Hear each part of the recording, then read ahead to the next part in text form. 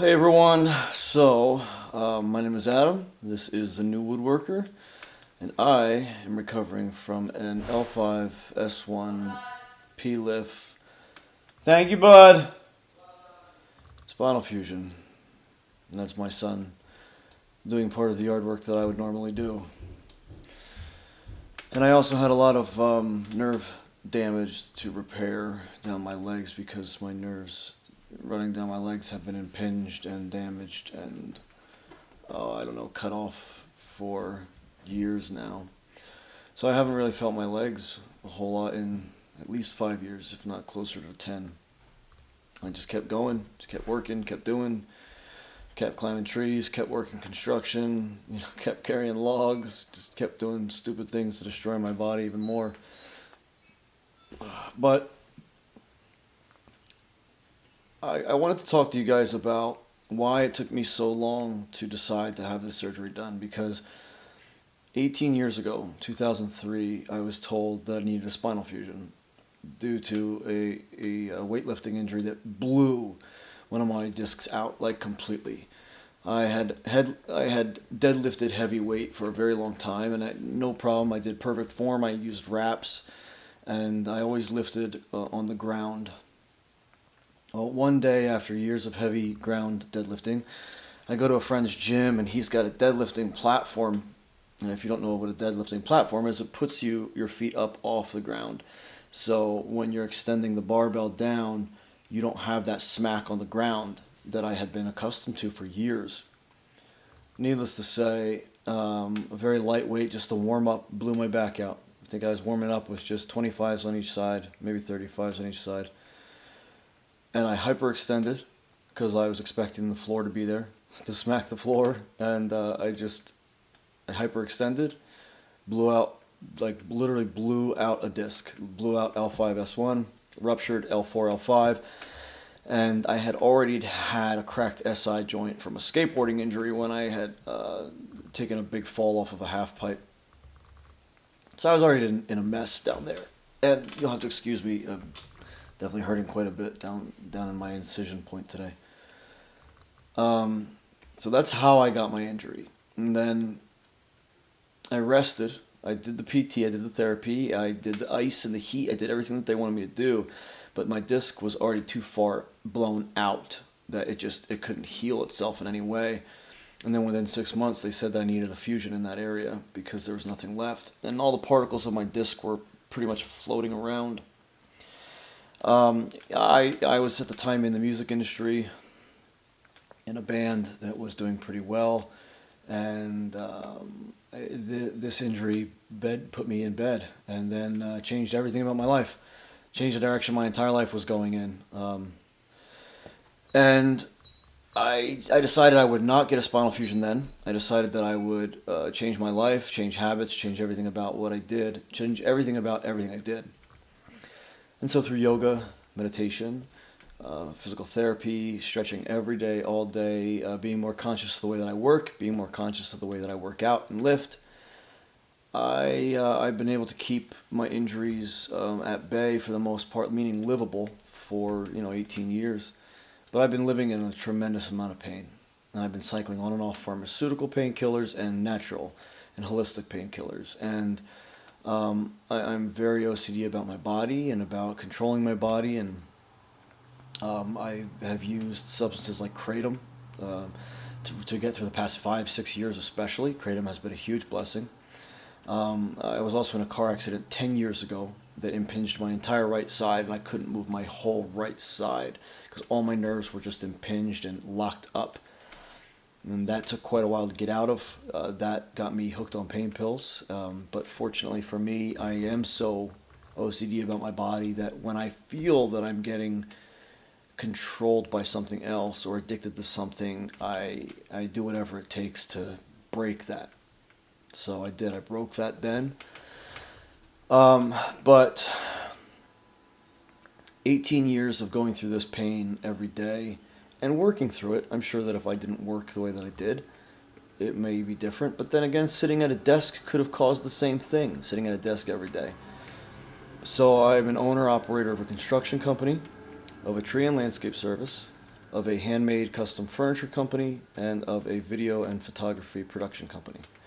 So I run all these companies, and I have 6 kids, but I have a high demand life. And that's not to say that in comparison to anybody else, but it's just to put perspective out there for you. I do have a high demand life. And then for the last 5 to 6 years, I've been renovating a 6,000 square foot 1880s Victorian manor to flip. And I've been wrapping that up, and that was the goal. The goal was that once I wrapped the house up and it was ready to put on the market, I would get my Spinal Fusion. Now, 18 years of putting this off, that's a long time. And I had been surgeon shopping the whole time. And I can tell you that all of them were orthopedic surgeons. All the surgeons we met with were orthopedic surgeons, and I didn't like a single one of them. I didn't feel good about any of them cutting me open. Most of them were trying to tell me how I should feel based on what they saw in my scans, why something else is happening, even though I knew it wasn't. They were trying to tell me everything about what I was experiencing rather than listening to me tell them what I was experiencing. And I didn't like that at all, and that's not how it should be. And I didn't feel good about a single one of them. And a lot of horrible bedside behavior, or I don't know, what do you call that? Bedside manner, bedside etiquette. I don't know, whatever. You know what I mean? It didn't vibe. I'm like, this is not the person I want to cut me open. And so finally, just a year ago, actually, a friend of mine says that they had a spinal fusion done by a neurosurgeon. And that was really the only way that I should be going. And I mean, it literally just, my jaw dropped. It blew my mind. I'm like, why didn't anybody tell me this? There's so many nerves down there. I have so much nerve damage running down my legs, up my arms, through my spine, in my hips. My nerves are affected so badly by my injuries. Why wouldn't anyone tell me to go see a neurosurgeon? So finally, after 18 years, I think I'm saying that right? 2003, and now it's 2021 right now. That's 18 years, right? 8, 9, 10, 11, yeah. So finally, after 18 years, I started to go in another direction. And as I do believe things always work out the way they're supposed to, I heard from a friend from high school who had just recently had some, corrective surgery, I guess. He had some bad fusions and bad spinal surgeries done, and a specific neurosurgeon had fixed them and then done some more. And he said that this surgeon was top-notch, came highly referred, and he had such a great experience with him. Well, this was the first time somebody had told me that their surgeon had done a phenomenal job and they don't, regret it at all. I had never heard that from somebody before. My mother has had 3 spinal fusions herself, none of which were a good experience. So my friend from high school tells me that this neurosurgeon is awesome. So I start pursuing him. Immediately come to a roadblock where they don't accept my insurance. I'm a self-employed business owner, and I don't have the best insurances. And so, of course, they don't accept my insurance. So God bless my wife. She took on the task of getting me better insurance and finding out what insurances they would take. And, if anybody's been through that, you know what it's like to deal with insurance companies. She got me the better insurance. About 6 months later, we set up our first pre-op appointment, and due to COVID restrictions, it had to be virtually. And from the second I met this doctor, the doctor's name,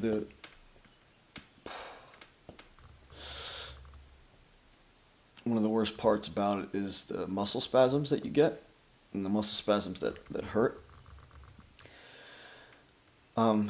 Excuse me. So, what was I saying? Let me tell you first off. So, the surgeon that I met with and who did my surgery, his name is Dr. Paul Marcotte, Marcotte, the University of Penn in Philadelphia. And I am so grateful that I had him do my surgery. I would not go back and do it any other way, despite the things that followed my surgery, which I will get into later, which you definitely want to hear about. Definitely. So our first virtual appointment with this doctor, Dr. Marcotte, the neurosurgeon, went very well. Obviously, it's virtual, so what can be done. He had looked at my scans already, but he sat there listening to me. He listened to me and then he spoke. And then he listened and then he spoke. He practiced active listening, and that's very important, especially from a surgeon who's going to be cutting you open. You want them to know how you're feeling and why, what you've been through, what you've tried, what you've experienced. They should be listening to you. And if they're not listening to you, if they're not willing to sit there and listen to you, don't let them cut you open, because this is a big deal. And once you get cut open, you don't get to close it back up and go back to beginning. Of course, you get to close it back up. You don't get to take it away. Okay, so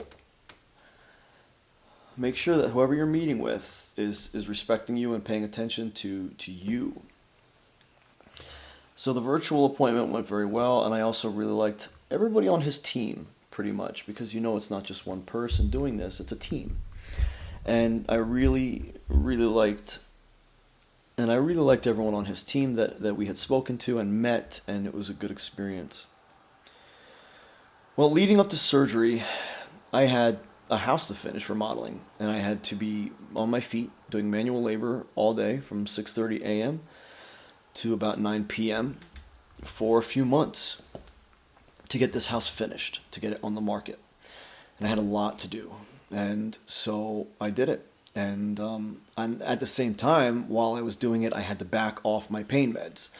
Now, I hadn't been on narcotics or any kind of other pain meds in years. I had been basically just sticking with gabapentin every day and kratom every day. And kratom was a lifesaver.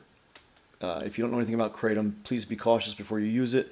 It is an addictive substance and it is psychoactive, but it is a blessing. It was a huge blessing. It's a natural product, and I believe in using natural and organic and homeopathic products as much as we can before moving on to something stronger or different, whatever. So regardless, gabapentin and kratom every day got me through the last few months. And I backed off everything else, but now kratom hits the opioid receptors. So you're dulling your opioid receptors the more frequently you use kratom. So that means that when you go into surgery, the pain meds they're going to give you aren't going to work as well as if your opioid receptors were fresh, meaning you hadn't been hitting them for years with pain meds and with kratom from different angles. So unfortunately for me, my opioid receptors were pretty much fried from living with managing this amount of pain every day. But regardless, I backed off. I tried to lessen, and kratom is an addictive substance. You will get addictive if you're using it every day, okay? Especially if you are an addict by nature, which many of us are. So I tried to back off as much as I could while still maintaining my pain, while still getting my work done. So even the day before my surgery, I was working labor, trying to kick butt on this house and get it done, and my wife and my team and my construction crew helped as much as they could based on what we were able to do with the time, and still trying to make money to support my family. So surgery day comes, and this video has already been long enough. I want to keep it kind of short, but that's why I had been putting off surgery for that long. I never felt right about the surgeon. I never felt right about getting cut open. I never felt right about the timing in my life. And this is such a big deal that if you're not set up to be out of commission and to be sedentary and mentally you're going to be going through a lot mentally. I know I'm only beginning the mental journey, and it will be a struggle. And you need to have your life in order before getting this type of a surgery, because it's not a bed of roses like some people experience, and some people do experience that. And some people within a couple weeks they're back on their feet and they're jumping up and they're doing whatever. But maybe they were only living with nerve impingement for 6 months before they had their surgery done. My nerves are fried. Like I said, I haven't felt my legs in years. My legs had given out on me probably a dozen times in the past 5 years. My legs have just given out on me. Because I've been working and couldn't feel them, and I would overexert them, and I basically destroyed my back and my legs. But I had to do that because that's the path I chose to support my family, and you know, there's a lot of what ifs and well you could have or you should have, but I supported my family that way, and I grew up very poor, and so did my wife, and I didn't want to give my family anything to worry about, and so I have tried my hardest to support my family in a way that gives them a lifestyle that's different.